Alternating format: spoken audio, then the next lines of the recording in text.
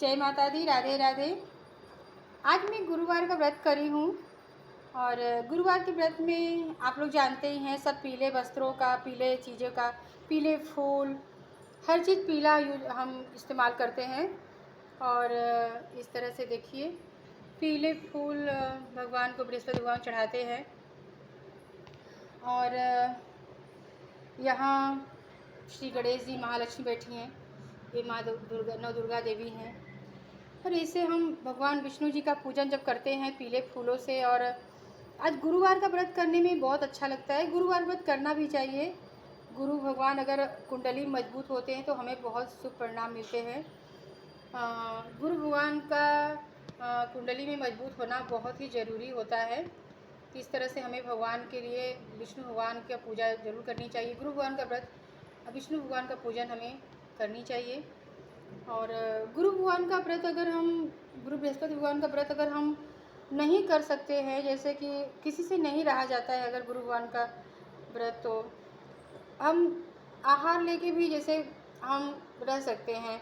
इस दिन हम तामसिक भोजन न बनाएं, लहसुन प्याज यूज ना करें और शुद्ध सात्विक खाना खा के हम व्रत कर सकते हैं। पूरा व्रत का ही हमें फल मिलेगा।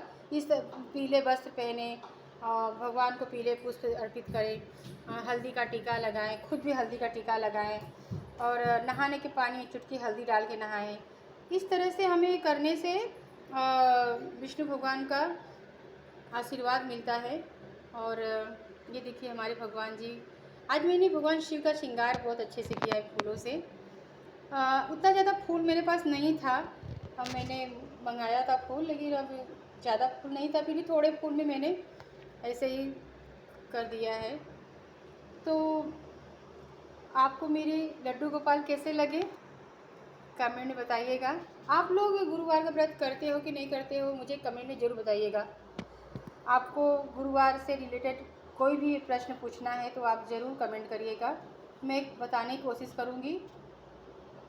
मैं कोई पुजारी या ये कोई ज्योतिष नहीं हूँ। मैंने अपने घर में अपने बड़ों को, या फिर मैंने जो भी अपने बड़ों से सुना है, अच्छे लोगों के मुंह से सुना है जो वेद पुराण के जानकार हैं, तो वो सब बातें मैं आपको बताती हूँ। हमें वहाँ एक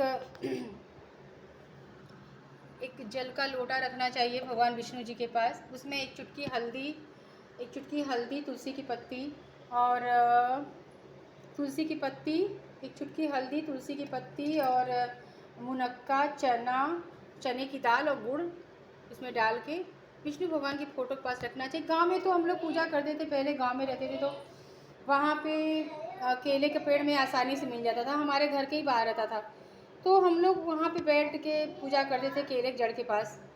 लेकिन अभी यहाँ पे शहरों में हमें केले के पेड़ कहाँ बैठ के पूजा करने के लिए कहाँ मिलेगा, तो हम लोग घर में पूजा करते हैं। भले ही जल को बाद में ले जाकर केले के जड़ में डाल दें, या फिर हम तो अगर कभी कभी ऐसा प्रॉब्लम आ जाता है कि मैं बाहर नहीं जा पाती हूँ, तो मैं विष्णु भगवान के जो ये केले के पेड़ है ना, विष्णु भगवान की फ़ोटो में, मैं उन्हीं के पास जल रख के अपना कथा पढ़ती हूँ और पूजन करती हूँ विष्णु भगवान का। फिर बाद में मैं इन्हीं के सामने अपना जल समर्पित करके ऐसे मानसिक रूप से सोचती हूँ कि मैंने जल केले के पौधे में ही दिया है। ऐसा सोच के मैं जल को ले जाके अपना डाल देती हूँ अन्य पौधों में। क्या करूँगी, अब ऐसे नहीं मिल रहा है तो मुझे प्रॉब्लम, और कभी कभी मैं थोड़ा दूर पड़ता है तो मैं अगर जाना होता है तो चली जाती हूँ, लेकिन ऐसा होता नहीं है, कम होता है। भगवान सब जानते हैं, बस हमें श्रद्धा भक्ति से उनकी आराधना प्रार्थना करनी चाहिए। और भगवान विष्णु जी की पूजा करने से हमें, हमारे घर में कभी अन्न धन की कमी नहीं रहती है, शुभ परिणाम मिलते हैं। इसलिए भगवान विष्णु भगवान का पूजन हमें गुरु भगवान का व्रत में ज़रूर करनी चाहिए। न कर सके तो कम से कम उस दिन जो हम पीले वस्त्र, पीले फूलों का इस्तेमाल करते हैं, जो घर में, अब उस दिन भगवान को भी हम भोग में मुनक्का, गुड़, चने की दाल का भोग लगाएं। इस तरह से अगर हम व्रत नहीं कर रहे तो भी हम करें तो बहुत अच्छा होता है। और केले की जड़ में जल दें, पौधे में जल दें, ये सब करने से भी हमारा पूजा भगवान को ये सब करते हैं ना, तो भी हमारा व्रत जितना ही फल मिलता है। तो आप लोग ऐसा नहीं सोचिएगा कि हम व्रत नहीं करेंगे तो हमको भगवान व्रत जैसा फल नहीं देंगे, ऐसा कुछ नहीं है। भगवान को सब मालूम है कि कौन कैसे मन से हमें हमारा पूजा पाठ या फिर हमारा ध्यान कर रहा है। तो आप लोग इस तरह से करें। और विष्णु भगवान की पूजा में हमें एक बात और, जैसे हम व्रत अगर हैं, व्रत करते हैं तो हमें नमक नहीं खानी चाहिए। इस बात का ध्यान बहुत रखना है क्योंकि नमक वर्जित है। विष्णु भगवान गुरु भगवान के व्रत में हमें नमक बिल्कुल भी नहीं लेना है। हमें एक अन्न एक फलाहार शाम के समय करना है सूर्यास्त से पहले।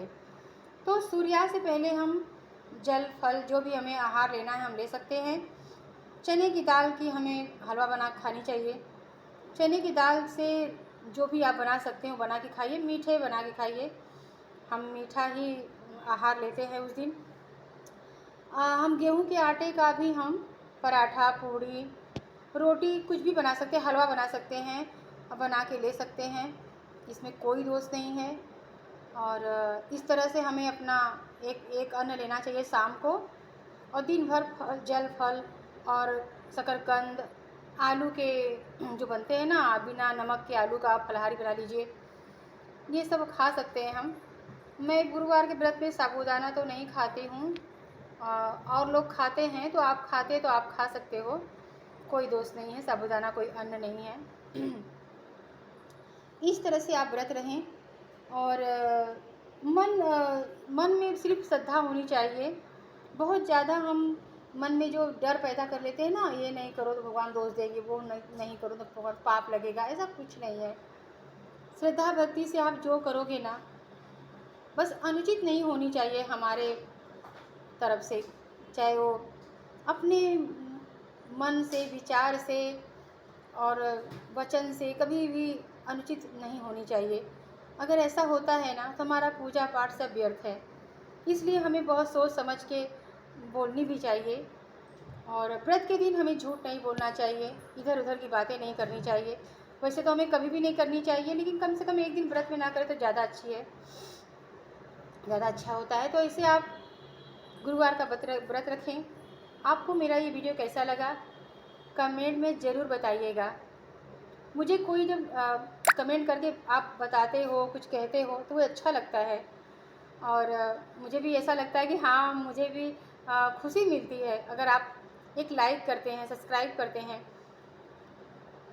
तो आप मुझे सब्सक्राइब करिएगा। अगर मेरा वीडियो आपको ज़रा भी अच्छा लगा हो तो लाइक करिएगा, सब्सक्राइब करिएगा। और आप जो भी आप प्रश्न पूछेंगे उसका जवाब देने की कोशिश मैं ज़रूर करूँगी। और चलिए फिर आज का वीडियो बस इतना ही। जय माता दी, जय माता दी, राधे राधे, राधे राधे, जय श्री कृष्णा।